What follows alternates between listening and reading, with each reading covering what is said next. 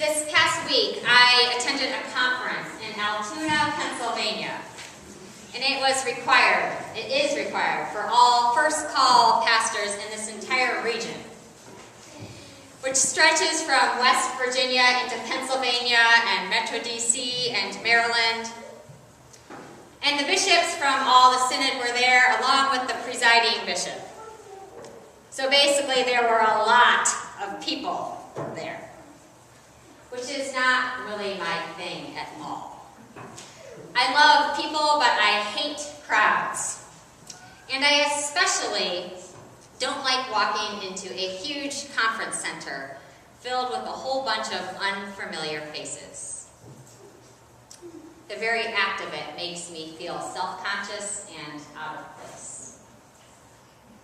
Now, the fact of the matter is, I probably shouldn't feel like an outsider in a room full of pastors. I should probably feel like an insider, like I belong. But I don't. I would rather hop on an airplane and fly to Nicaragua and be an obvious outsider. Clearly be the other, the one that it makes sense for people to point to and say, who is this?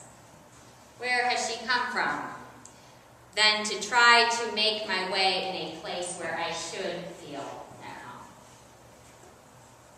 So on Wednesday morning, while I was still at this conference, I got up early to go running.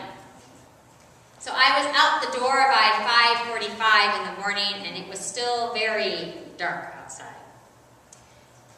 As far as I knew, there were no running paths in Altoona, Pennsylvania, at least nothing that I could find. And my hotel was situated on a 4-lane road. So I basically ran down the road in one direction for 45 minutes, and I turned around and retraced my steps back the other way. It was a little bit boring. But this did pretty much guarantee that I wouldn't get lost. Well, on my way back to the hotel, I spotted a cemetery. For some reason, I decided to do a bit of exploring. I don't normally run in cemeteries. I actually have never, until this point, run in a cemetery. But I really felt as if I needed to be there. Maybe because it was November 2nd, which is All Souls Day. I don't know. Well, I'm going to tell you something that probably every professor in seminary would tell me not to say.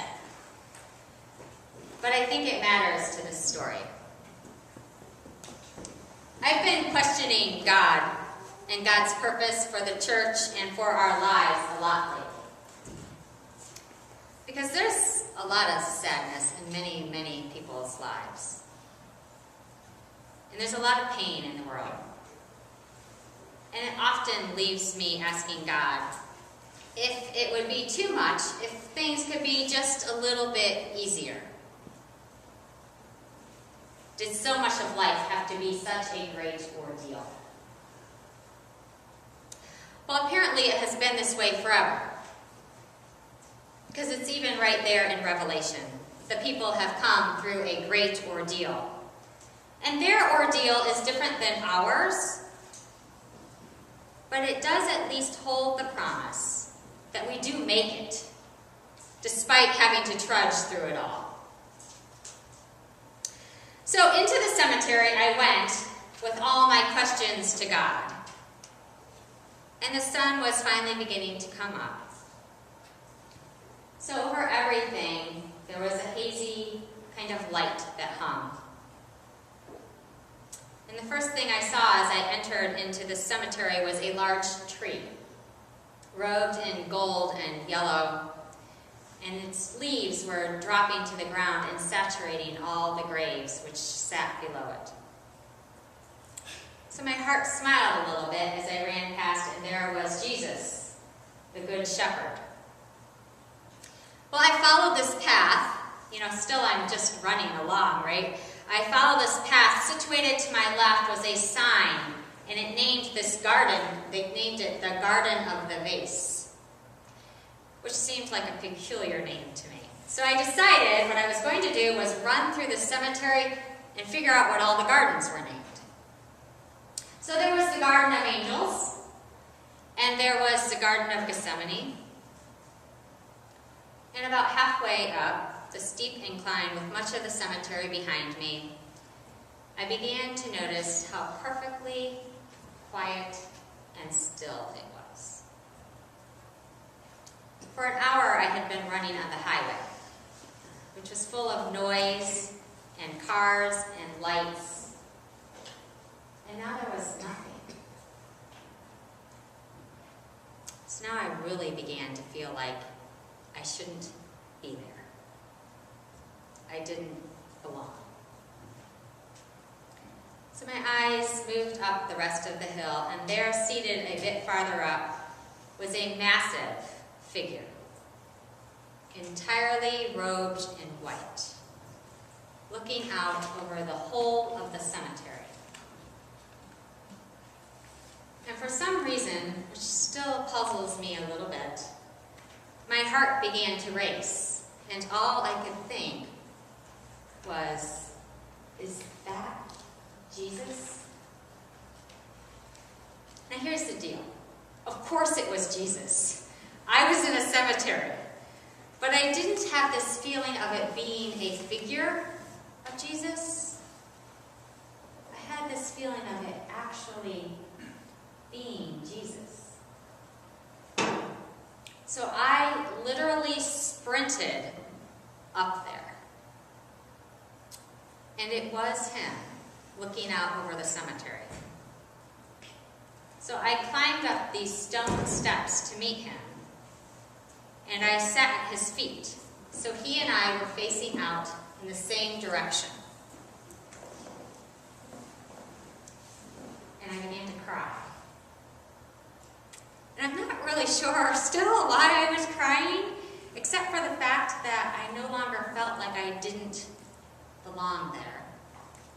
I felt as if he was waiting for me, ready to receive me. Plus, just ask my kids. I'm a crier. Now, I know that what actually happened, that's not actually what happened, but it is what I felt.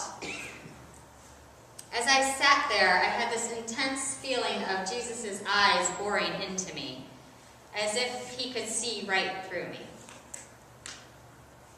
Seeing all those things that make me think I'm an other. We all have those things in life that make us feel like outsiders. That part that secretly cries out to God, why me? Like if you were ever an unwed mother, you know how it is to be an other. Or a veteran. Nobody gets what you've gone through. And some people have tarnished your loyalty and dedication. Or if you've been divorced and the entire world is geared towards married people. Or you're gay and you can't even check the box married on your tax return because much of the world doesn't recognize the vastness of love. Or you're unemployed or you're underemployed. Or you're the only one with your skin color in every store you walk into. Or you're elderly, and much of the world seems to pass you by at a speed you just can no longer keep up with. Or maybe the person that made your entire world go around just died. And the very act of trying to be in a world that continues to go on when in your mind it should have just come to a screeching halt, that can make you feel like you're on the outside looking in. We can almost see those in the vision in Revelation saying, who are these robed in white and where have they come from? Why in the world are they here? They don't belong. So I sat there looking out over all those below me, those who were rushing to work and those who were laid to rest in the cemetery. And God only knows what otherness separated them in life. And then it finally began to dawn on me. The reason I had begun to feel as if I did belong there, it was because Jesus was there to receive me. And I realized that our otherness, the thing that can separate us from one another, is also the very thing that binds us together. I mean, think about the list from earlier. The love of your life has died, and you can hardly go on. And then you join a grief group, and the people there get it. And they receive you, and they take you through the great ordeal. Or you're addicted to alcohol, and it's just about destroyed your life. And as you walk into a room, you are confronted with the fact that you are not the only other in the entire universe. You are actually surrounded by others. And they receive you, and they take you through the great ordeal. That reception is God. There is no doubt in my mind, because we all know it is not of our own ability that we are able to receive those that society would shun, those that society would just say, just get over it, or trample upon. Because there is no one who is more of an outsider, more of an other than Jesus. He purposefully made himself an outsider by breaking all the religious and societal rules. He touched the unclean and talked to prostitutes, recognized women, interacted with foreigners, blessed the poor and the dying and the hungry. Jesus made himself an outsider so that all of us who are outsiders might know what it's like to live through life and finally sit at the throne of Jesus, washed clean by his blood and completely welcomed. Who are these who are robed in white, and where have they come from? Who are they? They are you and me. But they are not only you and me. The others are everywhere, and they are everyone. Every single person is an other in some way, shape, or form. And Jesus receives them often through you and me, by our own honesty with our otherness. Because this is what it is to be a saint. Remembering that it's not only despite the stuff that has happened, but because of our otherness that God has called us and named us, and has promised to do great things through us for the sake of all the other others in the world that God so dearly loves.